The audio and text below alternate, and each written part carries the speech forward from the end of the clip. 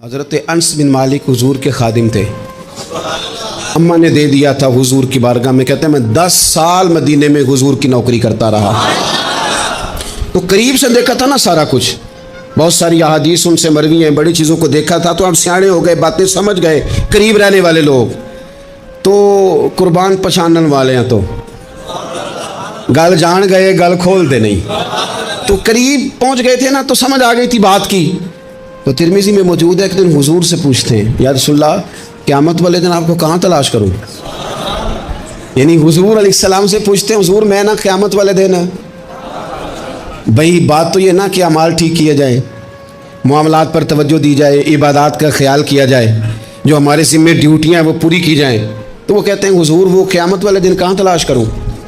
تو حضور نے بھی نہیں فرمایا کہ تو اعمال ٹھیک کر, مجھے ڈھونڈنے کی کیا ضرورت ہے, کہاں ڈھونڈوں. تو حضور فرمانے لگے مسکرا کے فرمانے لگے, چونکہ قربان پچھانن والے ہیں تو اے گل جان گئے گل کھول دے نہیں.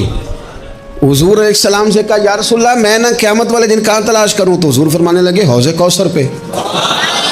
یا رسول اللہ وہاں کیا ہوگا. تو فرمایا امت پیاسی آئے گی تو میں جام بھر بھر کے پلاؤں گا, میں جام بھر بھر کے پلاؤں گا.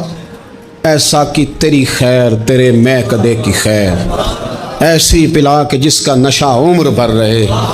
اور ایک نے کہا تھا کہ طیبہ سے منگائی جاتی ہے, سینوں میں رچائی جاتی ہے, توحید کی میں پیالوں سے نہیں نظروں سے پلائی جاتی.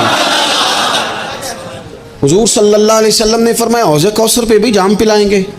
سیانے بڑے تھے حضرت انس, اور بھلا ہمارا کر رہے تھے. یہ حضور سے پوچھ کے نا تو ہمیں ایڈریس بتا رہے ہیں, کیونکہ حدیث روایت کر دی نا تو ہمیں ایڈریس سمجھا دیے, پتے بتا دیے کہاں پہنچنا ہے, ساری جگہ سمجھا دی. چلیں جدید دور آ گیا ہے, انہوں نے لوکیشن بتا دی کہاں کر کے نا کس جگہ جا کے سٹاپ کرنا ہے کام. یا رسول اللہ وہاں ملاقات نہ ہوئی تو حضور نے فرمایا پھر پل صراط پہ آنا. یا رسول اللہ وہاں کیا ہوگا. فرمایا امت گزر رہی ہوگی اور میں دعائیں مانگ رہا ہوں گا, رب سلم امتی رب سلم امتی, یا اللہ میری امت کو سلامتی سے گزار دے. تو وہاں آ جانا, میں دعائیں وہاں مل جاؤں گا. قربان جائیں. فاضل بریلوی بول پڑے, کہنے لگے خدا کی رضا چاہتے ہیں دو عالم, خدا چاہتا ہے رضائے محمد. اجابت کا جوڑا عنایت کا سہرا, دلہن بن کے نکلی دعائے محمد. اجابت نے جھک کر گلے سے لگایا بڑی ناز سے جب دعائے محمد. رضا اب پل سے وجد کرتے گزریے کہ ہے رب سلم دعائے محمد صلی اللہ. تو عرض کی یا رسول اللہ وہاں ملاقات نہ ہوئی. تو میں نے کہا وہ ہمیں لوکیشن سمجھا رہے تھے, انہیں تو پتا تھا پہلے ہی.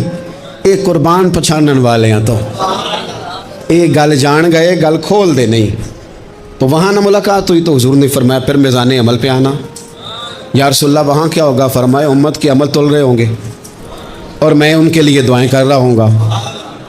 میں نہیں جا سکا کبھی بچوں کے ساتھ پیپر دلوانے, استاد کو اجازت نہیں دیتے, کہتے ایک ایگزامینر اور آئے گا کوئی جس نے پڑھایا ہو اسے اجازت نہیں کہ تو جا. ابا جی کو اجازت نہیں ہوتی کہ وہ ایگزامینیشن ہال میں جائے, وہاں تو کوئی اور لوگ آتے ہیں.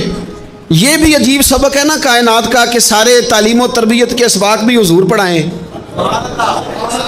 رنگ بھی سارا حضور ہی بتائیں, اور قبر کے سوالات بھی سارے ہمیں حضور بتا دیں, اور جب پیپر ہونے لگے تو سرانے بھی کھڑے ہو جائیں. تو پھر کہہ لینا ایک دفعہ پھر کہ وہ دے کولوں کی رب نے حساب لینا جیڑا بیٹھا ہی محمد دے کول.